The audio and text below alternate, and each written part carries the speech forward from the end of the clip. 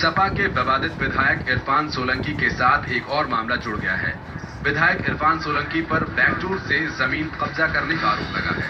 दरअसल कानपुर के बांसमंडी इलाके के कमाल अहमद लारी ने आरोप लगाया कि जाजमाऊ में उनकी चमड़े की फैक्ट्री की खाली पड़ी जमीन को अवैध तरीके से कब्जाने में जुटे हैं।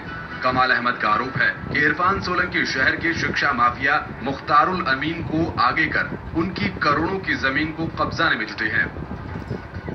एक टीम है जाजमाऊ में काम कर रही है। बाहुबली विधायक है इरफान सोलंकी, उनकी सरपरस्ती में उनका छोटा भाई रिजवान सोलंकी और उनके साथ एजुकेशन माफिया है मुख्तारुल अमीन, और ये पूरे शहर में घूम घूम के ये लोग इसी तरह से कर रहे हैं। ये मेरी फैक्ट्री पर जबरन इन्होंने पहले भी किया, एक एप्लीकेशन दी, जमीन की जांच हुई, उनकी जमीन चिन्हित हुई अलग, हमारी जमीन चिन्हित हुई अलग।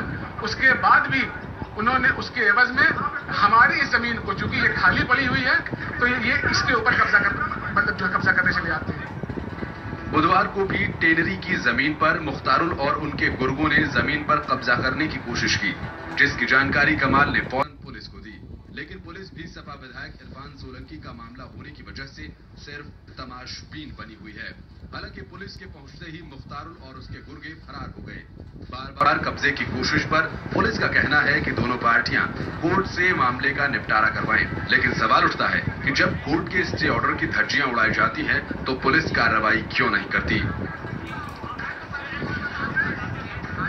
हमारे पास ये सूचना आई थी कि विवादित टेंडर की जमीन है, तो दोनों पक्षों में से एक पक्ष यहाँ पर आ गए थे और वहीं पर कुछ पब्लिक भी इकट्ठा हो गई थी, तो थानों से फोर्स मंगवाई गई है। हम और सीओ कोतवाली यहाँ पर आ गए, एसीएम साहब भी यहाँ आ गए हैं। राजस्व विभाग ने पूरा मौके का निरीक्षण कर लिया है, समस्या का समझ लिया है और उन्होंने इसका सोल्यूशन भी बता दिया गया है। अभी वर्तमान में स्थिति बिल्कुल नॉर्मल है, कोई लॉ ऑर्डर की समस्या नहीं है और इसमें राजस्व के साथ ज्वाइंट टीम लगाकर इसमें इस समस्या का निस्तारण किया जाएगा। इससे पहले भी कई दफा जमीन पर कब्जा करने की कोशिश मुख्तारुल के जरिए की गई है, जिस पर कोर्ट में मामला चल रहा है।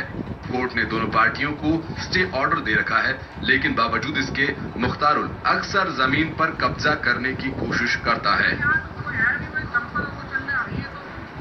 तो इन दोनों लोगों का विवाद दीवानी न्यायालय में भी चला दे रखा काफी दिनों से, और इस विवाद के मद्देनजर शांति व्यवस्था की आशंका के दृष्टिगत इन दोनों पक्षों के विरुद्ध 107(16) की कार्रवाई भी पहले की जा चुकी है और फिर वर्तमान में भी इन लोगों ने मौके पे आके किस कारणों से विवाद किया है। अब शांति व्यवस्था को बनाए रखने के दृष्टिगत जो भी विधिक कार्रवाई की जाएगी।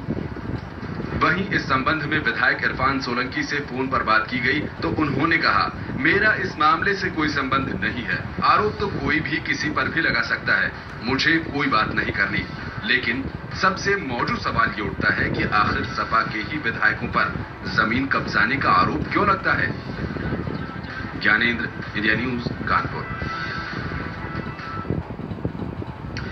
तो एक बार फिर से हाथरस की खबर का रुख करते हैं, जहां पर